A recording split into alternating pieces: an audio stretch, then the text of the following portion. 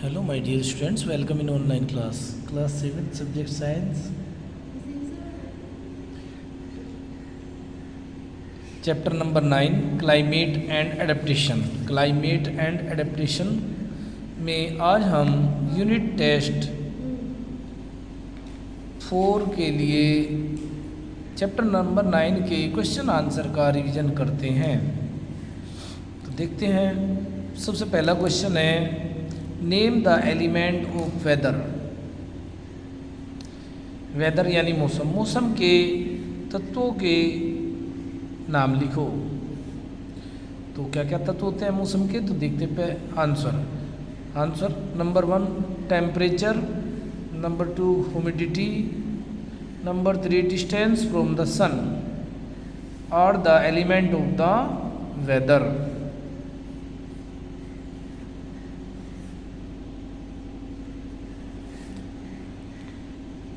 Are the elements of weather।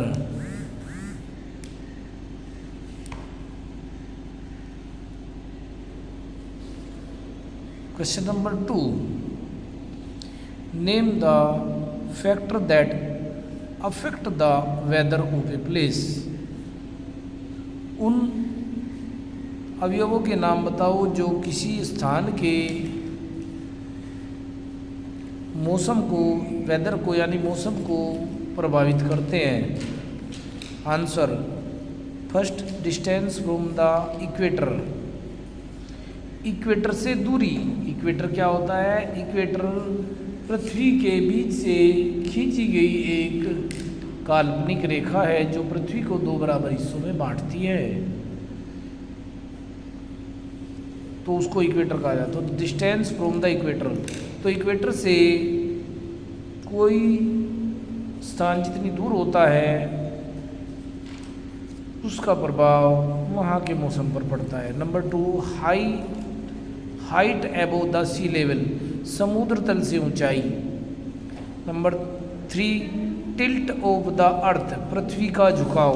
Tilt में झुकाव, पृथ्वी का झुकाव, क्योंकि हमारी जो पृथ्वी होती है वह 23.5 डिग्री अपनी एक्सिस पर टिल्ट है यानी झुकी हुई है। जैसे वह मूव करती है तो झुके हुए स्थिति में वह जब सन से दूर चली जाती है तो और सन के नज़दीक आती है तो मौसम बदल जाते हैं। Question number 3, What type of the adaptation are shown by a camel। Camel में एडेप्टेशन को शो करने वाली लक्षण बताओ। Answer camel have thick eyelid and eyelashes that protect the eyes from the blowing sand।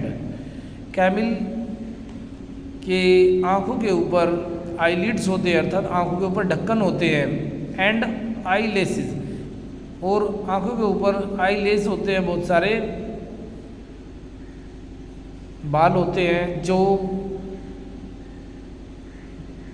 बहने वाली रेत,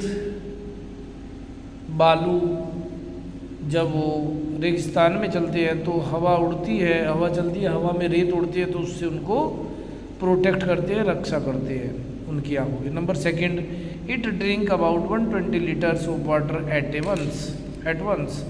ये एक बार में ही लगभग 120 लीटर पानी पी लेते हैं, जिससे कि एक लंबे समय तक बगैर पानी पिए रह सकते हैं। Number next, it store this water and fat in its hump. वे इस पानी को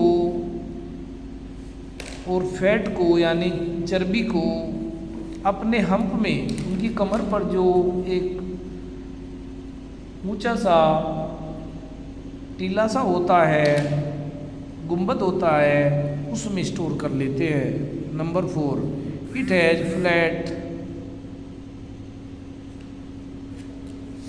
hooves that help them walk on sand easily. ये अपने खुरों को, हूव्स मीन्स खुर, इनके जो खुर होते हैं वे फ्लैट होते हैं, चपटे होते हैं, जो कि रेत पर आसानी से चलने में इनकी हेल्प करते हैं। Number next question 4, what type of adaptation shown by A polar bear. Polar bear के द्वारा, जो पोलर पर पाए जाने वाले बियर होते हैं, भालू होते हैं पोलर बियर, उनमें क्या एडेप्टेशन होता है, वे कौन से एडेप्टेशन प्रदर्शित करते हैं। तो नंबर देखते हैं answer. Number 1, polar bears have blubber under their skin. Polar bear की जो बल्बर होती है उसके नीचे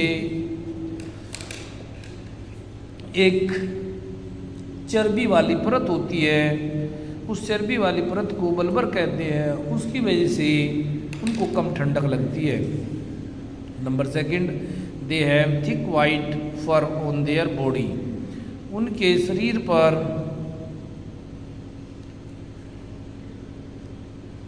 सफ़ेद रंग के रोए पाए जाते हैं, यानी सफ़ेद रंग के बाल पाए जाते हैं, जिससे कि वे स्नो के अंदर, बर्फ़ के अंदर दिखाई नहीं देते और अपने दुश्मनों से बच जाते हैं। Number 3, they sleep in their dens throughout the winter months called hibernation. वे सर्दियों के समय एक लंबी निद्रा में सो जाते हैं, इसको हिबरनेशन कहते हैं। हाइबरनेशन में वे एक लंबे समय के लिए सो जाते हैं।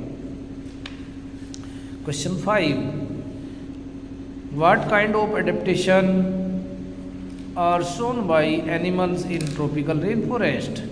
ट्रॉपिकल रेन फॉरेस्ट में पाए जाने वाले जानवरों में किस प्रकार का एडेप्टेशन पाया जाता है। Answer, animals that living here. Way animals जो ट्रॉपिकल रेन फॉरेस्ट में रहते हैं, उनके अंदर sweet A lot of that makes their body cool. उनको बहुत ज़्यादा पसीना आता है और उस पसीने से उनका शरीर ठंडा हो जाता है। Number 2, some have long tails and long beak. कुछ पक्षियों के अंदर लंबी चोंच होती है और कुछ एनिमल्स के अंदर एक लंबी पूंछ पाई जाती है, जिसका सहारा लेकर के वे अपने वातावरण में अपने आप को सरवाइव कर लेते हैं।